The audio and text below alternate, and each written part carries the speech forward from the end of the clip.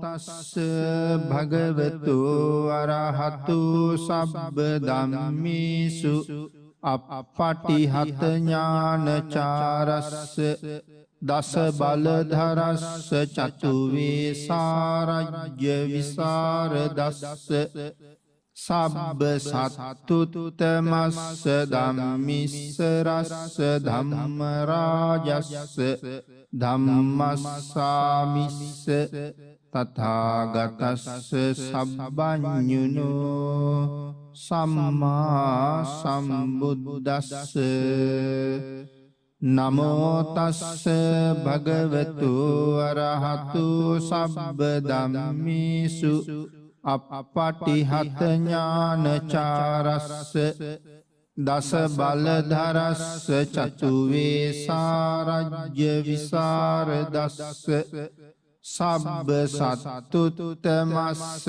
ධම්මිස්ස රස්ස ධම්ම රාජස්ස ධම්මස්සාමිස්ස තථාගතස්ස සබ්බඤුනෝ සම්මා සම්බුද්දස්ස නමෝ තස්ස භගවතු අරහතු සබ්බ ධම්මේසු අප්පටිහත ඥානචාරස්ස දස බලධරස්ස චතුවේ සාරජ්‍ය විසරදස්ස සබ්බ සත්තුතමස්ස ධම්මිස්ස රස්ස ධම්ම රාජස්ස ධම්මස්සාමිස්ස තථාගතස්ස සබ්බඤුනෝ සම්මා සම්බුද්දස්ස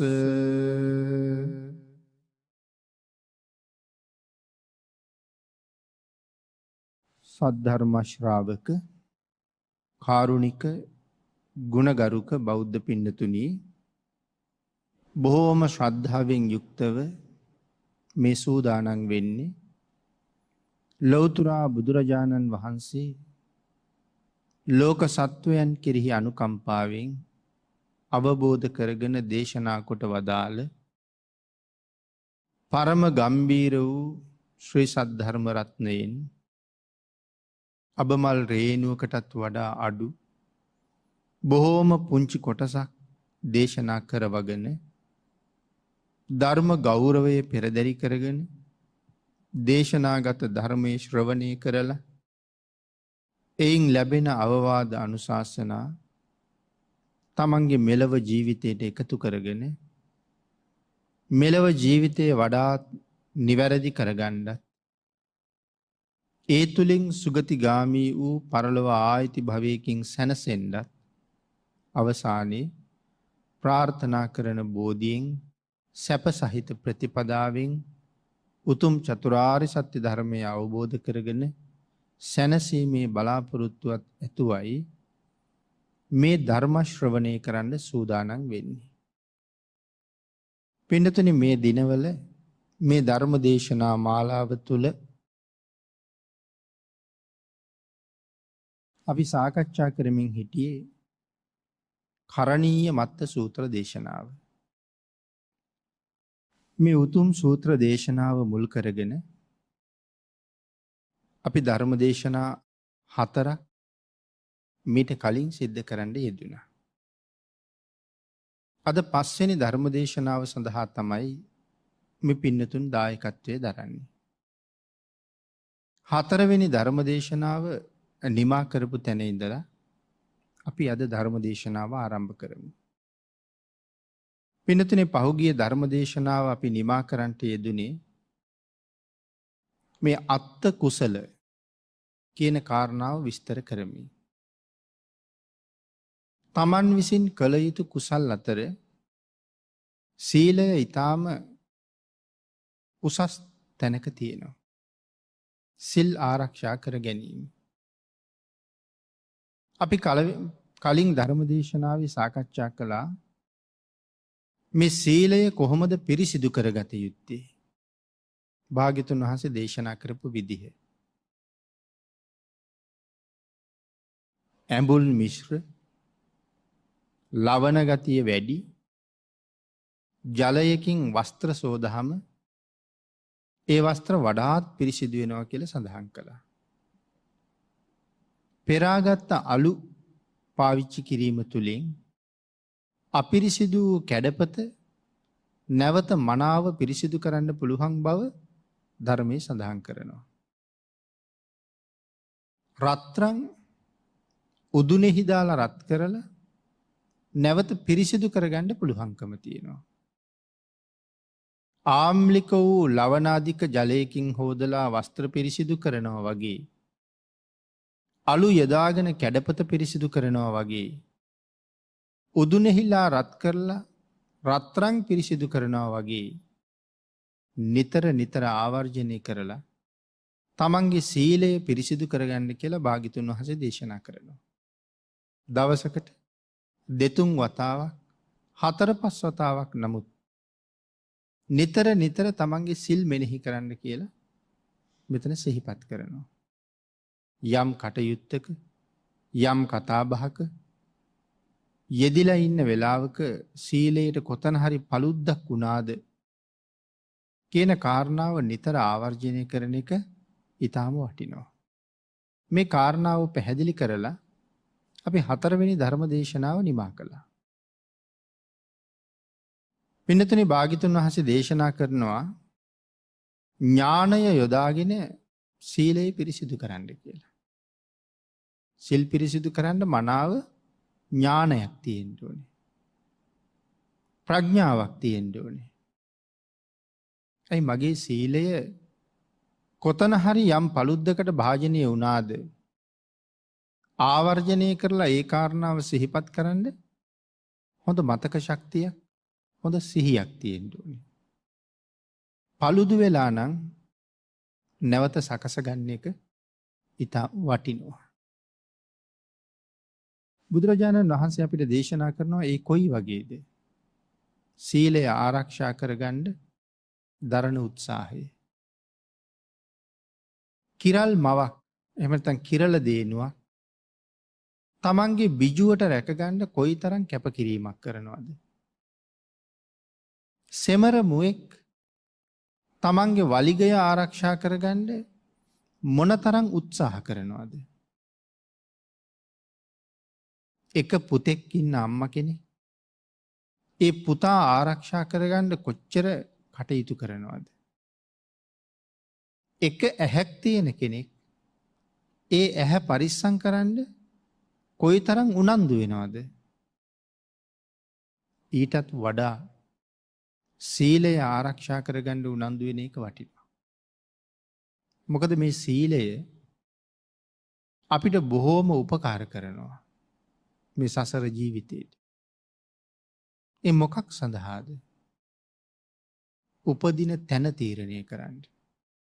සීලය වටින්නේ ප්‍රධාන වශයෙන් අපි මැරිලා ආපහු උපදින තැන තීරණය කරන්න මේ සීලය අපිට බොහෝම උපකාර කරනවා. සීලයෙන් තමයි උපදින තැන තීරණය කරන්නේ. දානයෙන් කරන්නේ ඉපදුනාට පස්සේ ඒ පුද්ගලයාට ලැබිය යුත්තේ මොනවද කියන එක තීරණය කරනවා. එහෙනම් මේ ජීවිතය තුළ දානයයි සීලයයි ඊටාම උසස් තැනක තියලා මනාව ආරක්ෂා කරගන්න එක අනාගත සුභ සිද්ධිය සඳහා බොහෝම හේතු වෙනවා. ඒකයි මේ සීලය ගැන මේ තරම්ම කරුණු දක්වලා තියෙන්නේ. ඊළඟට පිළිතුරු සඳහන් කළා භාග්‍යතුන් වහන්සේ දේශනා කරන මේ සිල් සම්බන්ධ කරුණ සුළුපටු නෑ කියලා. එහෙම සඳහන් කරන්න හේතුවම අපි මරණයෙන් පස්සේ ආය උපදින බව අපි හැමෝම හොඳටම දන්නවා. නමුත් පින්නතුනි උපදින්න තැන් හුඟක් තියෙනවනේ. සතර පායේ උපදින්නත් පුළුවන්. මනුස්ස ලෝකේ උපදින්නත් පුළුවන්. දිව්‍ය ලෝකවල බ්‍රහ්ම ලෝකවල උපදින්නත් පුළුවන්. උපදින්න තැන් ගොඩක් තියෙනවා. සතර පායේ උපදිනවට අපේ කිසිම කැමැත්තක් නැහැ. ඉහළ දිව්‍ය තලයක බඹ තලයක උපදිනවා නම් අපි හරි කැමතියි. නමුත් එවන් මට්ටමකට යන්න අපි ළඟ තියෙන සීලය කොයිතරම් ප්‍රමාණවත්ද කියන කාරණාව අපිම තීරණය කරන්න ඕනේ. මනුස්ස තලයක උපදින්නත් මේ උතුම් සීලයේ අත්‍යවශ්‍යමයි. ඒ නිසායි මේ කාරණාව ඒ තරම් ශ්‍රේෂ්ඨ වෙන්නේ. පින්නතුනි, මේ කාරණාව භාග්‍යතුන් වහන්සේ ඒ තරම් අගය කරන්නේ සසර සත්වයා දුගතියට අකමැති නිසා. සුගතිගාමීව ඉපදිලා ප්‍රාර්ථනා කරන උතුම් බෝධියක් තියෙනවා නම් බෝධිය මුදුන්පත් කරලා මේ සංසාරයෙන් එතර වෙන්න සීලය නැමැති සාධකේ නැතුව කවදාවත් පුළුවන් වෙන්නේ නැහැ. හැබැයි සිල් ආරක්ෂා කරනවා කියලා කියහම අපිට හිතෙන හැටියට ආරක්ෂා කළොත් ඒත් බලාපොරොත්තු වෙන තැනට යන්න බෑ. එහෙනම් කවුරු කැමති විදිහට සිල් රකින්න වෙනවද?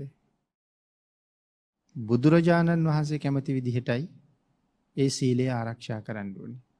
නැත්තම් අපිට විවිධ විදිහට යොදා ගන්න පුළුවන් මේක. එහෙම යොදාගත්ත කියලා ඒ රැකවරණය ලැබෙන්නේ නැහැ. භාග්‍යතුන් වහන්සේ කැමති විදිහ වෙන්න ඕනේ. අපි රකින්න සීලේ දිහා බලහම ආර්යයන් වහන්සේලාට සතුටක් ඇති වෙන්න ඕනේ. මේ පුද්ගලයා ශ්‍රේෂ්ඨයි කියලා. පින්නතුනි, සිල් පිරිසිදු නම් එතනින් එහාට ඉදිරියට තියෙන ජීවිතයක් බොහොම පිරිසිදුයි.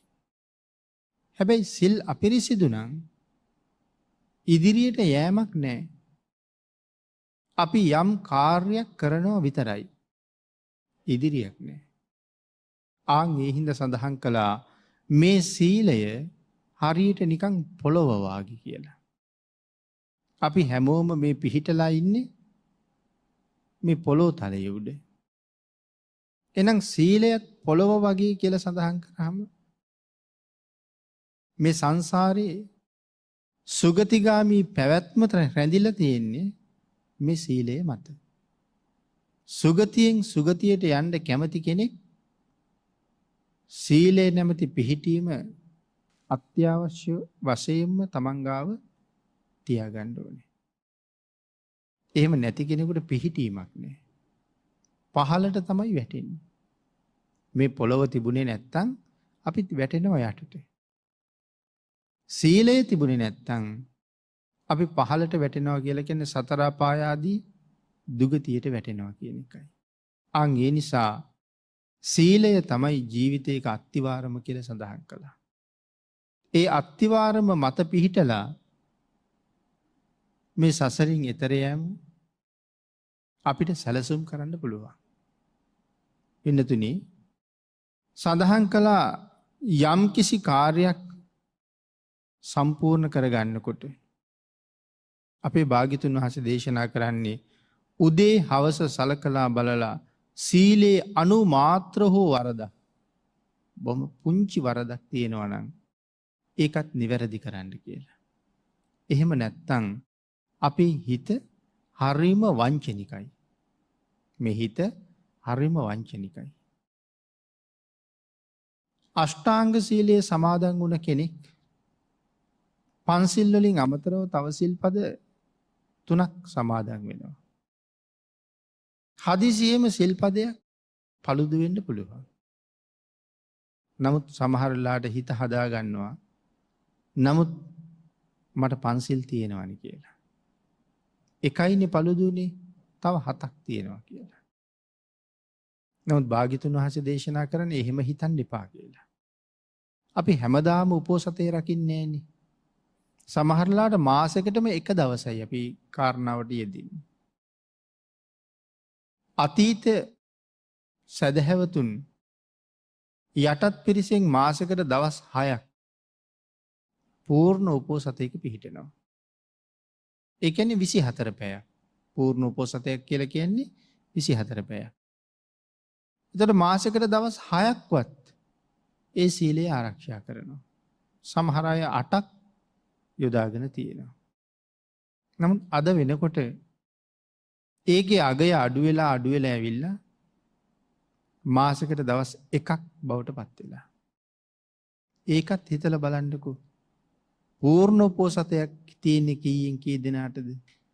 උදේට ඇවිල්ලා හවසට යන ස්වභාවයක් තමයි දකින්නේ.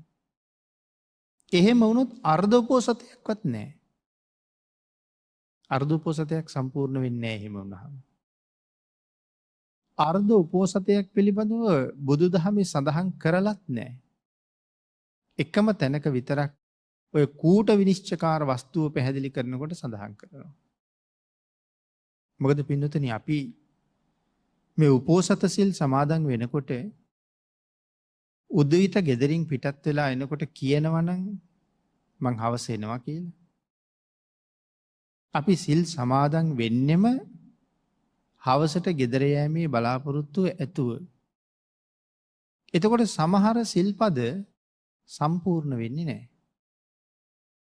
දැන් හිතලා බලන්නකො විකාල භෝජනේ. විකාල භෝජනා වේරමණී සික්ඛාපදං කියලා සමාදන් වෙනකොට මේ සිල්පදේ මධ්‍යාහණයෙන් පස්සේනේ ආරක්ෂා වෙන්නේ. උදේ සමාදන් වෙලා මධ්‍යාහනය වෙනකන් කී පාරක් ආහාර ගත්තත් මේ සිල්පදේ හානි වෙන්නේ නැහැ. මධ්‍යාහනයෙන් පස්සේ හවස 4-5 වෙනකොට අපි ආපහු යනවා නම් ඉතින් මේ සිල්පදේ ආරක්ෂා කරන්න අවශ්‍යද? මොකද ආයෙ ගිහිල්ලා හවසටත් ආහාර ගන්නවා නම් මේ සමාදන් වෙච්ච එකේ තේරුමක් නැහැනේ. ඒකයි පූර්ණ උපෝසතයක් ගැන සඳහන් කරන්නේ. පහුවදා අරුණ නැගෙනකම්ම ඒ සිල්පදේ ආරක්ෂා කරන්න කල් තියෙනවා. ඒ නිසයි මෙතන සඳහන් කළේ අපේ හිත නොයෙක් තැන්වල වංචා කරලා අපිව රවට්ටලා මේ සීලයෙන් අහකට ගන්නවා. භික්ෂූන් වහන්සේලාගේ සම්බන්ධයෙන් සඳහන් කරනකොට උපසපන් භික්ෂූන් වහන්සේලාට පරාජිකා ශික්ෂා පදවලට අමතරව මේ කුඩා ආපත්ති විශාල ප්‍රමාණයක් භාග්‍යතුන් වහන්සේ දේශනා කරනවා. නමුත් යම් භික්ෂූන් වහන්සේ නමක් පරාජිකා පත්තියකට පත් නුණා නම් ඒ තවත් භික්ෂුවක් භික්ෂුත්වයට හානි වෙලා නැහැ. භික්ෂු කියන නමින් සලකන්න වටිනවා. නමුත් පරාජිකා ශික්ෂාපද ටික ආරක්ෂා කරගෙන මගේ භික්ෂුත්වයේ කෙලෙසුනේ නෑනේ කියලා හිතාගෙන අනික් මේ කුඩා ශික්ෂාපද බිඳෙන එක ගැන සැලකිල්ලක් නොදක්වා හිටියොත් ඒ සීලය පින්නතුනි පිරිසිදු නෑනේ. අපිරිසිදුයි. සාමණේර භික්ෂූන් වහන්සේ නමක් වශයෙන් පන්සිල් වලින් එක සිල්පදයක් උල්ලංඝනය වුණොත් උන්වහන්සේට පැවිද්ද නැතුව යනවා. අනික් සිල්පද වලින් එකක් උල්ලංඝනය වුණොත් පන්සිල් වලට අමතරව තව 5ක් තියෙනවා. සාමණේර දස සීලේනේ. ඒක දඬුවම් ලැබිය යුතු වරදක්. ආචාර්යවරයාට වහාම ගිහිල්ලා කියන්න ඕනේ. ස්වාමීනි මං අතින් මෙන්න මේ වාගේ ශික්ෂාපදයක් උල්ලංඝනය වුණා කියලා. පන්සිල් වලට අමතරව. එතකොට ආචාර්යවරයා ඒකට සුදුසු පියවරක් අනුගමනය කරනවා නැවත සීලය පිරිසිදු කරවන්න. දඬුවම් ක්‍රමයක් නියම කරලා එයින් පස්සේ නැවත ආයති සංවරයේ පිහිටවන්න ආයිත් සිල් දෙනවා. නමුත් අපේ හිත වංචනික නිසා නෑ තාම මගේ තිසරණේ තියෙනවා පැවිද්ද තියෙනවා මේ සාමාන්‍ය සිල්පදයක් උල්ලංඝනය වුණා. එහෙම හිතලා කටයුතු කරනවා නම් තාමත් දුසිල්වත් කියලා හඳුන්වන්නේ. ඒ නිසයි මෙතන දේශනා කරන්නේ මනාව ප්‍රඥාවෙන් යුක්තව නිතර ආවර්ජනය කර තමන්ගේ සීලය පිරිසිදු කරගන්න කියලා සඳහන් කරනවා. උදේ හවස සලකලා බලන්න කියනවා මේ සීලය ගැන. කොතන හරි අඩුවක් වුණාද? කොතන හරි paluddක් වුණාද? අපි සාමාන්‍යයෙන් එදිනෙදා පරිහරණය කරන දේවල් වල අඩුපාඩුවක් paluddක් දැක්කොත් අපි වහාම හදනවා. පින්නතුනි ඒ ඔක්කොටම වඩා සීලේ paludd හදාගත්තොත් අති දීර්ඝ කාලයක් අපට සුවය පිණිසම පවතිනවා. ඊළඟට දේශනා කළා විශේෂයෙන් පැහැදිලි කරනවා ඒ සීලය මනාව පිරිසිදු කරන්න යමෙක් උත්සාහ කරනවද ආන් ඒක අත්ත කුසලයි කියලා. තමන් විසින් කරගත යුතු කුසලයක්. කරණීය මත්ත කුසලේන. මේ මත්ත කියන වචනයෙන් තමයි අත්ත කුසල කියන වචනය වෙල්ති. කරණීය කළ යුතුයි අත්ත කුසල. නිරන්තරයෙන් කුසල් සම්පූර්ණ කරගත යුතුයි. පිනතුනි ආං ඒ තමාගේ දියුණුව සලසන කුසලයක්. මේ අත්ත කුසල කියන්නේ දියුණුව සලසන කුසලයක්. සිල් ආරක්ෂා කරනවා කිව්වහම පින්නතුනි සඳහන් කළා දවසක් තුල කීප වරක් ඒ සිල් ආවර්ජනය කරලා මනවින් නිතර නිතර පිරිසිදු කරගන්න. මේ සීලය ගැන සඳහන් කරනකොට මනා පිරිසිදු සීලයක් අවිප්පටිසාරීය සීලයක් කියලා කියනවා. අවිප්පටිසාරීයයි. ඇයි මේ අවිප්පටිසාරීයයි කියලා කියන්නේ? පින්නතුනි අවිප්පටිසාරේහි පිහිටලා කෙලස් විස්කම්බණය කරන්න පුළුවන් කියලා සඳහන් කරනවා. කාලයක් තිස්සේ නිතර නිතර ආවර්ජනය කර කර පිරිසිදු කරගත්ත සීලය ආපහු හැරිලා බලනකොට කොතනවත් කැඩිලා නැහැ. කොතනවත් paludu වෙලා නැහැ. කොතනින්වත් අපිරිසිදු බවක් පේන්නේ නැහැ. මතක ඇති කාලෙක ඉඳලා තමන්ගේ සීලය හරි පිරිසිදුයි, නිර්මලයි. ආන් එවන් සීලයකට කියනවා අවිප්පටිසාරීය සීලයක් කියලා. යමෙක් ළඟ අවිප්පටිසාරීය සීලයක් තියෙනවා නම් ඒ සීලෙන් පුළුවන් කෙලෙස් විස්කම්බණය කරන්න. ප්‍රහාණය කරන්න. පින්නතුනි හිතන්නකෝ අපිට සිල්පදයක් කඩන්න හේතු වෙනවා නම් ඒ සිල්පදේ කඩන්න හේතු වෙන්නේ මොකක් නිසාද? ක්ලේශයක් නිසානේ. ක්ලේශයක් නිසා තමයි සිල් paludu වෙන්නේ. එහෙනම් මෙතන සඳහන් කරනවා ඒ කෙලෙස් විස්කම්බණය කරනවා, ඈත් කරනවා, නැති කරනවා මනාව සීලය ආරක්ෂා කිරීම. paludu කරන්න හිතෙනවා. විකාල භෝජනේ කඩා ගන්න හිතෙනවා. කෑම කෑවට මොකවත් වෙන්නේ නැහැ නේ කියලා හිතෙනවා. වචන පාවිච්චි කරනකොට මහා තණ්හාවක් තියෙනවා. කේලමක් කියන්නේ. වැඩකට නැති කතාවක් කියවන්නේ. නමුත් දැනගන්න ඕනේ මේ තියෙන ක්ලේශයක්. මම මේ වචන ටික කියනවා කියලා කියන්නේ කෙලස් ජයගත්ත මිසක් මම ජයගත්ත නෙමෙයි. අකුසලය මාව පහු කරලා ගිහිල්ලයි තියෙන්නේ. අපි හැම වෙලාවෙම උත්සාහ කරන්න ඕනේ අකුසලයේ අපි විසින් පහු කරලා යන්න ඕනේ. නමුත් සාමාන්‍ය ලෝකෙ වෙන්නේම අකුසලයේ අපිව පහු කරන එක.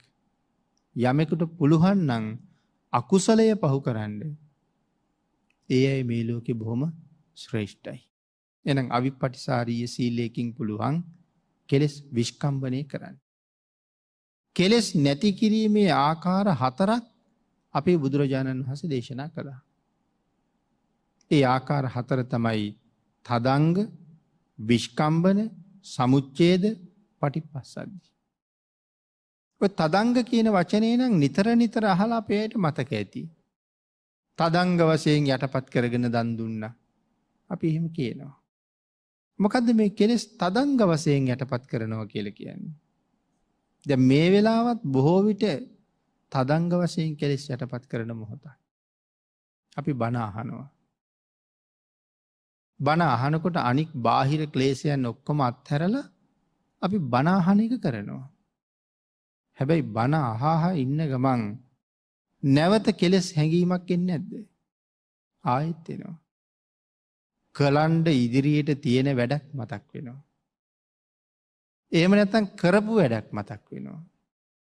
එතකොට බණ අහන්නේ අර මතක් වුණ කාරණාවේ හිත ඇලිලා ගැලිලා තියෙනවා. නැවත සිහියට එනකොට දේශනාව සෑහෙන්න ඉදිරියට ගිහිල්ලා. ආන් එහෙම බණ අහුවට අපිට ලොකු ප්‍රයෝජනයක් ගන්න බෑ පින්නතුනි. මේ 84000ක් ධර්මස්කන්ධය ඇතුලේ අපේ නිවනට හේතු වෙන වචනේ තියෙනවා. අපේ නිවනට හේතු වෙන කාරණාව කොතනද තියෙන්නේ කියන එක අපි දන්නේ නැහැ. නමුත් මේ ධර්මස්කන්ධය ඇතුලේ මේ ඉන්න හැම සත්වයකගේම නිවනට හේතු වෙන කරුණ තියෙනවා. ආන් ඒ නිසයි දේශනා කළේ බණක් අහනකොට මුල ඉඳලා අගටම හරියටම අහන්න කියලා. ආන් එහෙම අහගෙන යනකොට මගේ ජීවිතයට හොඳට දැනෙන මගේ ජීවිත ගමන වෙනස් කරන ධර්ම කාරණාවක් ඔය අතර තියෙනවා. අර ක්ලේශයත් එක්ක අතරමං වෙලා ඉන්නකොට ඒ ධර්ම කාරණාව මගේ හැරෙන්න පුළුවන්. එහෙනම් තදංග වශයෙන් ප්‍රහාණය කරනවා. කෙලෙස් යටපත් කරගෙන යම් කාර්යයක යෙදෙනවා හදිසියේම කෙලෙස් ආයෙත් උත්සන්න වෙලා එනවා. එහෙනම් තදංග ප්‍රහාණය කියලා කියන්නේ ඒකට. ඊළඟට සඳහන් කළා විස්කම්බන ප්‍රහාණය. ඊට වැඩිය දීර්ඝ කාලයක් කෙලෙස් යටපත් කරලා ඉන්න පුළුවන්. සාමාන්‍යයෙන් සමාධියකට සමවැදිලා කටයුතු කරන කාලයක් තුල කෙලෙස් වලට මතුවෙන්න ඉඩ දෙන්නේ නැතුව සමාධි සුවයෙන් ඉන්නවා. හැබැයි සමාධියෙන් මිදුනහම ආපහු පෙර හිතේ තිබිච්ච කෙලෙස් ආයෙත් මතුවෙනවා.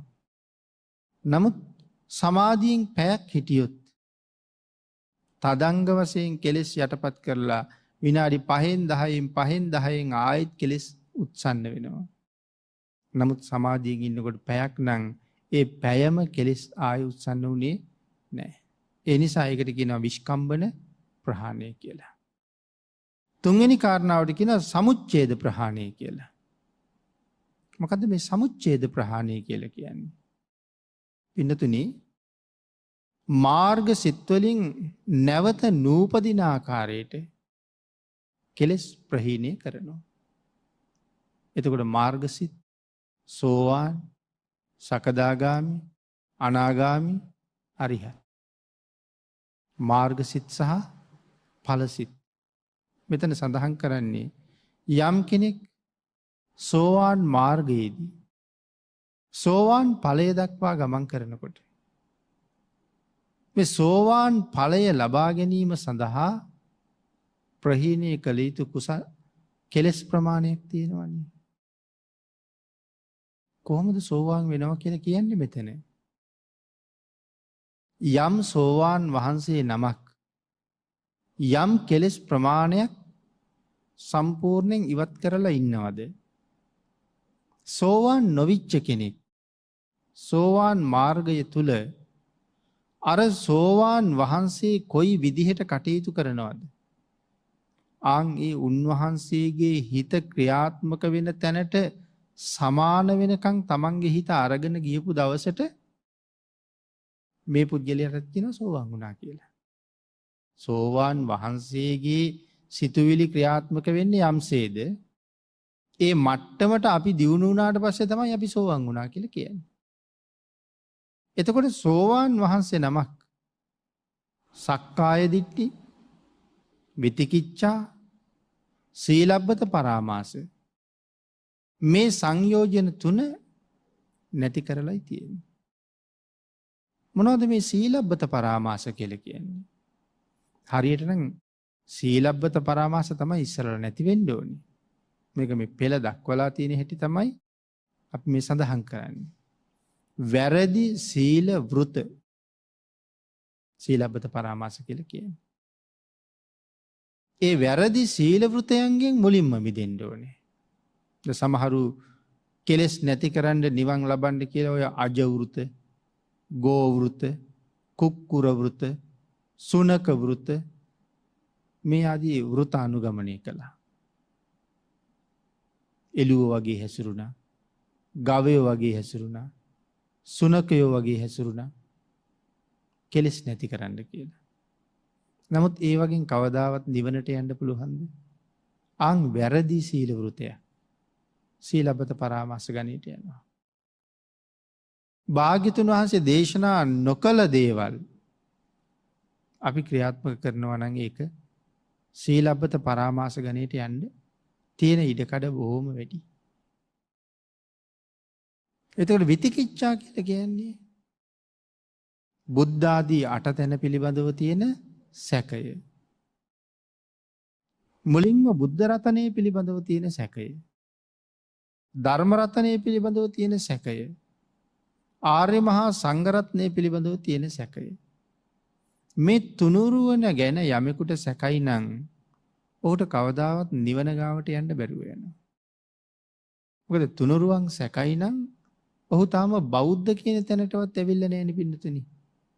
හැබැයි බෞද්ධයෙක් වෙන්ඩ අපි ළඟ තිසරණය හොඳටම තියෙන්ට ඕන.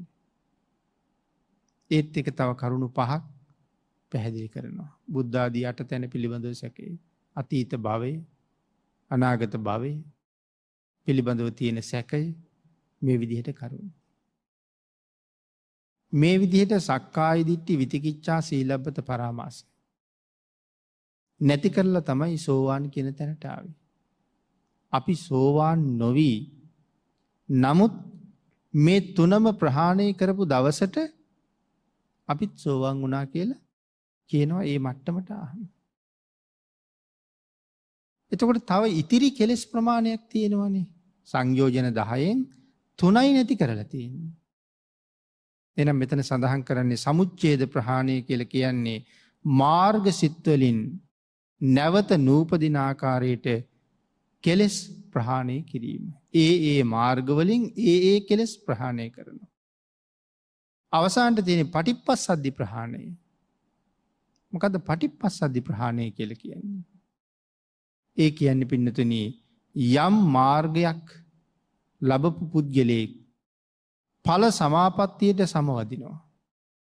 සෝවාන් මාර්ගයේ ඉඳලා සෝවාන් ඵලයට එනවා. සෝවාන් ඵලයට සමවැදුනහම අර මුලින් සඳහන් කරපු සංයෝජන අය කවදාවත් Tamanට බාධා කරන්නේ නැහැ. සකදාගාමි ඵලයට ආවම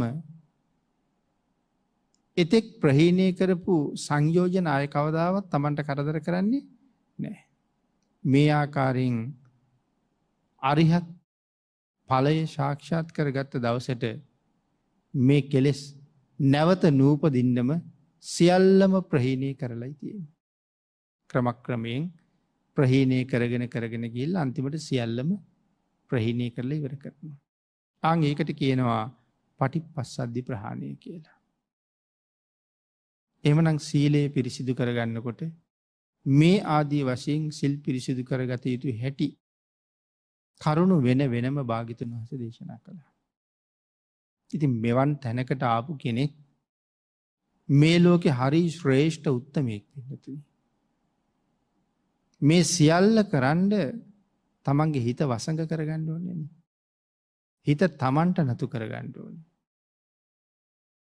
සියලු සිත තමන්ට නතු කරගත්ත කෙනෙක් මහා ශ්‍රේෂ්ඨයි කියලා කීවේ. ධම්මපදයේ එක තැනක සඳහන් කළා දූරං ගමන් ඒකචරා. දුර තියෙන අරමුණු ගන්නවා. අසරීරං ගුහාසයන්. ශරීරයක් නැති ගුහාවක වාසය කරනවා. ඒ කියන්නේ හිතට ශරීරයක් නැහැ. නමුත් ගුහාවක වාසය කරනවා. කොහෙද හිත වාසය කරන්නේ? විවිධ තැන් ගැන කතා කරනවා. සමහරු කියනවා හිත කුසේ තියෙනවා කියලා. සමහරු කියනවා හිත මොලේ තියෙනවා කියලා. සමහරු කියනවා ඇඟ හැමතැනම තියෙනවා කියලා. නමුත් මේ හිත ඔය එක තැනකවත් නැහැ. හිත රිදුනහම දරා ගන්න බැරි වේදනාවක් හිතට ආවහම අපි කියනවා අහවල් ඉන්ද්‍රිය පුපුරලා ගියා කියලා. එහෙම ඉන්ද්‍රියක් මතකද? දුක දරා ගන්න බැරුව හදවත පැලුණා කියලා කියනවා. එතකොට හිත මොලේ තියෙනවා නම් මොලේ පැලුණා කියන්න එපේ. කුසේ තියෙනවා නම් කුස පැලුණා කියන්න එපේ. නමුත් අපි කියන්නේ හදවත පැලුණා. එහෙනම් භාග්‍යතුන් වහන්සේ දේශනා කළේ හිත කොහෙ තියෙනවා කියලාද? හෘද වස්තුවේ පිරිසිදු ලේ තියෙන පැත්තේ ලේ ධාතුවේ ගෑවෙමින් නොගෑවෙමින් හදයවත්තු රූපය කියලා ඉන්ද්‍රියක් තියෙනවා. ආන්ගේ ඉන්ද්‍රිය උඩ තමයි මේ සිත් පහළ වෙන්නේ. දුර තියෙන අරමුණු ගන්නවා. හිතට තනියම බලන්න පුළුවන්ද? දැන් අපි සමහර වෙලාවට කියනවානේ හිත හුඟක් දුර යනවා කියලා. අපි කියමු හිත දැන් අනුරාධපුරේ ගියා. රුවන්වැලි සෑය මළුවට හිත ගිහිල්ලා. දැන් හිතට පුළුවන් ද ගිහිල්ලා රුවන්වැලි සෑය බලන්න? හිතට බෑ රුවන්වැලි සෑය බලන්න. එහෙනම් අපිට දැන් මේ කියනකොටම මළුවට ගියා වගේ මැවිලා පේන්නේ කොහොමද? අපි රුවන්වැලි සෑය කලින් දැකලා තියෙනවා. ඒ අරමුණ තමයි මේ අරන් තියෙන්නේ. හිතට පේනවා නම් අපිට එච්චර දුකක් නෑ. මොකද කාලයක් යනකොට අපේ ඇස් දෙක නොපෙනීම යනවා. ඉතින් හිතට පේනවා නම් අපිට මොකටද ඇස්? ආන් ඒකෙන් තේරෙනවා හිතෙන් තනියම බලන්න බෑ. මේ ශරීරයේ ප්‍රසාද රූප පහළ වෙන තැන් තියෙනවා. ආන් ඒ ප්‍රසාද රූප පහළ වෙන ඉන්ද්‍රියත් එක්ක එකතු වෙලා තමයි යමක් බලන්න පුළුවන්කම තියෙන්නේ. එහෙම නැතුව හිතට තනියම බලන්න බෑ. මේ කාලේ නම් ඔය බොහෝ සංගරාවල ලිපි ලේඛනවල කියනවනේ සමහර කෙනෙක් භාවනා කරනකොට හිත ඇඟෙන් එළියට ගියා කියලා. එළියට ගිහිල්ලා බොහෝ තැන්වල ඉඳලා ආවා කියනවා.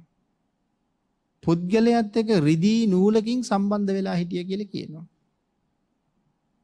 ඉතින් එහෙම එකක් භාග්‍යතුන් වහන්සේ දේශනා කරන්නේ නැහැ. දැන් බලන්න ඔය සත්කම් කරනකොට සමහර සංගරාවල ඕන තරම් තියෙන්නේ මගේ සත්කම කරන වෙලාවේ මගේ හිත මගේ කයෙන් අයින් වෙලා මේ සත්කම ඔක්කොම බලාගෙන හිටිය කියලා ලියලා තියෙනවා. ඉතින් එහෙනම් හිතට තනියම පේන්න දෙපෙයි. මොකද ඇහත් ගලවගෙන ගියා නෙමෙයිනේ. එතකොට එතනින්ම තේරෙනවා ඒ කාරණාවල් මුලාවටපත් වෙලා කියපු දේවල් කියලා. හිතට තනියම බලන්න බෑ. හිතට තනියම අහන්න බෑ. හිතට තනියම රස විඳින්න බෑ. ඒ ඉන්ද්‍රියන් අවශ්‍යයි. හිත කොහෙවත් යන්නේ නෑ. දුර තියෙන අරමුණු තමයි අරගන්නේ. සඳහන් කරනවා කෙසඟක දුරවත් හිතට කොහෙවත් යන්න බෑ. ඒක චරං තනියමයි ඉන්නේ. තප්පරයකට ඇති වෙන සිත් කෝටි ගාණක් තියෙනවා. කෝටි ප්‍රකෝටි ගාණක්. නමුත් කොතනවත් පොකුරු හිත ඇති වෙනවද? උපාද ස්ථಿತಿ භංග. එක හිතක් ඉපදිලා ඒ හිත පැවතිලා ඒ හිත නැති වුණාට පස්සේ අනික් හිත උපදිනවා. එහෙනම් එක හිතක් තනියමම තමයි හැසිරෙන්නේ. ඒකයි ඒක චරං කියලා කිව්වේ. අපේ ශරීරයත් එහෙමම තමයි. අතක් ඔසවලා පාත් කරනකොට අර ඔසෝපු අත තියනවාද? අපිට හිතෙනවා යම් මට්ටමකට අපේ අත අපේ ඔළුවේ මට්ටමට උසවන්න හිතෙනවා. නමුත් මේ එසවි යන්නේ අලුත් අතක්.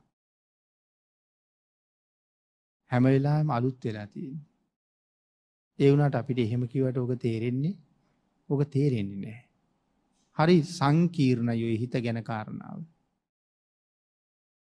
මේ රූප කලාප බොහොම වේගෙන් ඇති වෙනවා පවතිනව නැති වෙනවා.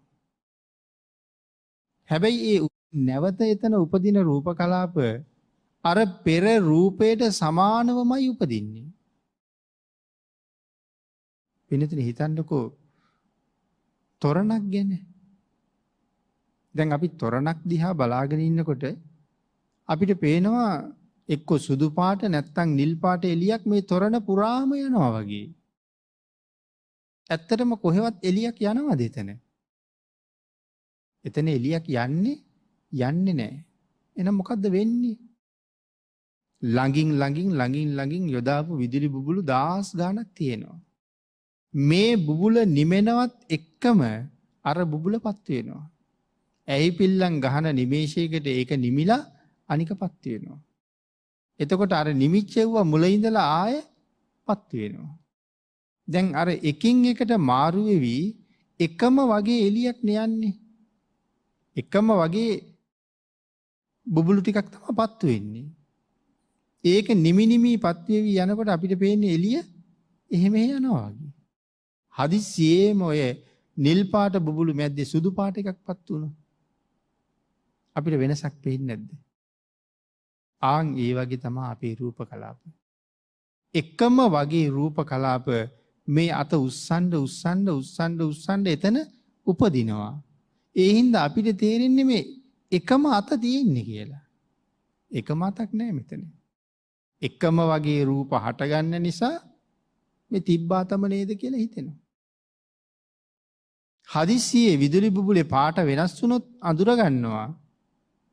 මෙහෙම අත ඉසි යනකොට හදිස්සියේ කවුරු හරි අතට පිහියකින් ගැහුවොත් ආන් අර හටගන්න රූප කලාප වෙනස් වෙනවා. එතකොට පේනවා දැන් තුවාල වෙලා. වෙනසක් පේනවා. හරි විචිත්‍රයි මේ ස්වභාවය ගැන භාග්‍යතුන් වහන්සේ විස්තර කරපු හැටි. මෙන්න මේ හිත යමෙකුට පුළුවන් නම් තමන්ගේ වසඟයට ගන්න මොක්කන්ති මාර බන්ධනා ආන් ඒ පුද්ගලයා සදහටම මරණයෙන් විදිච්ච කෙනෙක් වෙනවා. එහෙම හිත තමන්ගේ වසඟයට ගත්ත කෙනත් හැබැයි එක පාරක් මරණයට පත් වෙනවා. අපි ඒකට කියන්නේ මැරෙනවා කියලා නෙමෙයි. පිරිනිවන් පානවා කියලා. හැබැයි ආයෙ කවදාවත් මැරෙන්නේ නැහැ. පින්නතුනි බුද්ධ ධර්මත් ඒකම තමයි. සබ්බ පාපස්ස අකරණ සියලු පව් නොකරන්න. කුසලස්ස උපසම්පදා. නමුත් රැස් කරගත යුතු සියලු කුසල් රැස් කරන්න. සචිත්ත පරියෝදපන. තමන්ගේ හිත දමනය කරන්න. ඒතං බුද්ධාන ශාසනං ඒකට කියනවා බුද්ධ ශාසනය කියලා. ආන් එහෙමනම් මේ හිතේ උපදින කෙලෙස් ක්‍රමක්‍රමයෙන් ප්‍රහීණය කරලා අන්තිමට නැත්තටම නැතිවෙන්න ආය සංසාරේ කවදාවත් නූපදින්න ප්‍රහාණය කරපු දවසට අපි කියනවා පටිපස්සද්දි ප්‍රහාණ කියලා. පින්නතුනි මෙතන හඳුන්වන්නේ අවිප්පටිසාරීය සීලය කැඩුනද නැද්ද කියන සැකයක් නැති සීලය මත පිහිටලා කෙනෙකුට පුළුවන් සමාධිය ලබන්න. තමන්ගේ සීලය ඊටාම පිරිසිදු නම් සමාධියට ගමන් කරන්න ඔහුට පුළුවන්. හැබැයි සිල් පිරිසිදු නැති කිසි තැනක සමාධිය එන්නේ නැහැ. දීර්ඝ කාලයක් භාවනා කරන්න පුළුවන්. නමුත් කෙනෙකුට වෙච්ච ලොකු වෙනසක් නැහැ. භාවනා කරන ඕනම කෙනෙකුට වෙනසක් තියෙනවා. මිත්‍යා දෘෂ්ටිකයෙක් භාවනා කළත් එයාටත් වෙනසක් තියෙනවා. ඒ භාවනාව කියන උතුම් ධර්මතාවයේ හැටි. නමුත් අපි බලාපොරොත්තු වෙන වෙනසකට යන්නේ නැහැ. හේතුව තමයි සීල විසුද්ධිය නැහැ. සුද්ධිය කියලා කියහම පිරිසිදුයි. විසුද්ධි කියලා කියහම විශේෂණයක් එකතු කරලා තියෙන්නේ ඊටා විශේෂයෙන් පිරිසිදුයි. සීලය විශේෂයෙන් පිරිසිදු නැති නිසා චිත්ත විසුද්ධිය හම්බ වෙන්නේ නැහැ. එහෙනම් චිත්ත විසුද්ධියට මඟ පාදන්නේ සීල විසුද්ධිය. ආන් එකයි සඳහන් කළේ සීලය මේ ගමනට ඊටාම වටිනවා. සිල් නැති තැන කවදාවත් භාවනාවක් මුදුන්පත් වෙන්නේ නැහැ. භාවනාව කොච්චර කල් කළත් දියුණු වෙන්නේ නැත්තම් ආපහු ආවර්ජනය කරන්න තියෙන්නේ මගේ සීලය අවිප්පටිසාරීයද විඳිලා නැද්ද? නෑ, පළුදු නිසා තමයි ඵල ලැබෙන්නේ නැත්තේ. ආයෙ මුල ඉඳලා එන්න වෙනවා. සීලේ ගාව ඉඳලා. මේ ආකාරයෙන් කෙලෙස් විස්කම්බණය කිරීමෙන් තවදුරටත් වීර්ය කිරීමෙන් ඔහුට කසීනේ පිළිබඳව තමන්ගේ හිත වඩන්න පුළුවන් කියලා කියනවා. යම් කෙනෙක් තමන්ගේ හිත ඒ මට්ටමින් වඩා ගන්නවා නම් වෙනතුනි කසීනේ වඩලා ඔහුට ඒ කසින සමාපත්තිය ආධාර කරගෙන පුළුවන් නිවන් අරමුණු කරන්න. ඒ කසින සමාපත්තිය අරමුණු කරලා නිවන් අරමුණු කරන්න පුළුවන් කියලා සඳහන් කරනවා. ඊළඟට පැහැදිලි කරනවා මෙන්න මේ විදිහට සිල් පිරිසිදු කරගෙන නිවන හොයාගෙන යන මේ ගමනත් ඒකටත් කියන්නේ අත්ත කුසල කියලා. තමන් විසින් රැස් කරගත යුතු කුසල් අත්ත කුසල කියන කාරණාව පැහැදිලි කරනවා. එහෙමනම් පින්නතුනි අපි කරණීය මත්ත සූත්‍ර දේශනාව ඇසුරින් සිදු කෙරෙන 5 වෙනි ධර්ම දේශනාව අද මේ විදිහට නිමා කරමු. මේ සූත්‍ර දේශනාව ඇසුරින් සිදු කෙරෙන ඊළඟ ධර්ම දේශනාවේදී මෙතන ඉඳලා කරුණු ටික ඉදිරියට සාකච්ඡා කරන්න ඉඩ තියාගන්න. මේ උතුම් වූ සූත්‍ර දේශනාව බොහෝ දිනකට යහපතක් සිදු කිරීම සඳහා දේශනා කරන්න අද 5 වෙනි ධර්ම දේශනාවේ දායකත්වයේ ලබා දෙනු ලබන්නේ මාළඹේ පදිංචි WM දමයන්ති මැණිකේ මහත්මිය ඇතුළු කල්යාණ මිත්‍ර පිරිස හා ඥාති පිරිස විසින්. WM මහීපාල බණ්ඩාර පියතුමා පී දන්වත්ත ලියනගේ මෞතුමිය යන දෙපළට විශේෂයෙන් මේ රැස් කරගත්ත පින් අනුමෝදන් කරනු ලබනවා.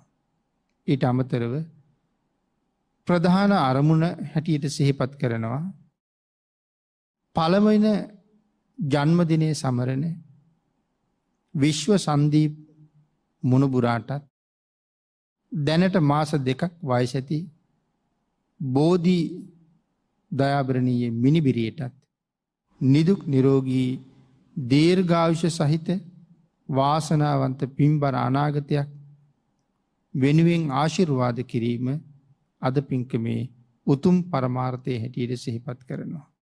ඊට අමතරව දේශකයාණන් වහන්සේට නිදුක් නිරෝගී සුව ප්‍රාර්ථනා කිරීම, දේශනයට සහභාගී වූ සියලු දෙනාට, ලක්වැසි ලෝවැසි සියලු දෙනාට නිදුක් නිරෝගී සුව ප්‍රාර්ථනා කිරීම, දායකත්වයේ දරූ සියලු දෙනාගේම පවුල්වල සියලුම සමාජිකයන්ට තුනුරුවන්ගේ ආශිර්වාදයත් කෝටි ලක්ෂයක් සක්වලේ සියලු ආර්යයන් වහන්සේලාගේ අනුකම්පාවත් ලැබිලා නිදුක්ව නිරෝගීව සැප සහිත ප්‍රතිපදාවකින් ඊටාම ඉක්මන් භවයක කෙටිම කාලයකින් චතුරාර්ය සත්‍ය ධර්මය අවබෝධ කරගන්න මේ කුසල ධර්මය හේතු වාසනා වේවා කියලා ප්‍රාර්ථනා කරනවා.